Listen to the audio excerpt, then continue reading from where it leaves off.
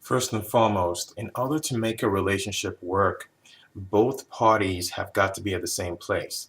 Both parties have got to be like, I want to make this relationship work. It can't come from one party, okay? It can't just come from one person. Both have to want it.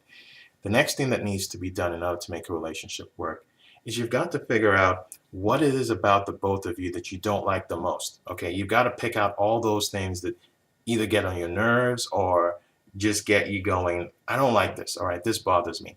Bring it out in the open. Let each other know, because the problem is that people don't allow themselves to get to know each other long enough to see these things, and then they get into a relationship and these things start coming out later on, and now it starts causing friction in the relationship.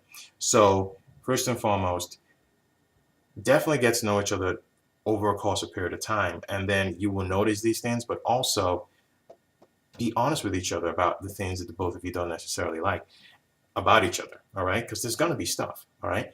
And then you can make a decision of, okay, I'm going to stop this if you stop that. I'm going to do this if you do that. Boom, you have a deal, right? It's kind of like a contract, right?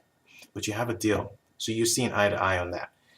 Then what you want to do is essentially tell yourself, okay, I don't want us to plan this relationship out down to a T. Okay, I don't want us to essentially say, okay, this is what we're going to do on this day, this is what we're going to do on that day, this is how it's going to be. Yes, it's okay to plan certain things out, but you got to leave room for spontaneity, right? You got to leave room for new stuff. You got to leave room for experimentation. You've got to be flexible in your relationship. If you want your relationship to work, it's got to be flexible. It can't be rigid, because that's one of the things that kills relationships. When a relationship is so wound up so tight, so tight.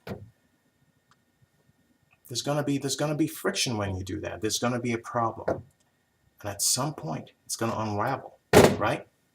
It is. So, if you want to make a relationship work, focus on those.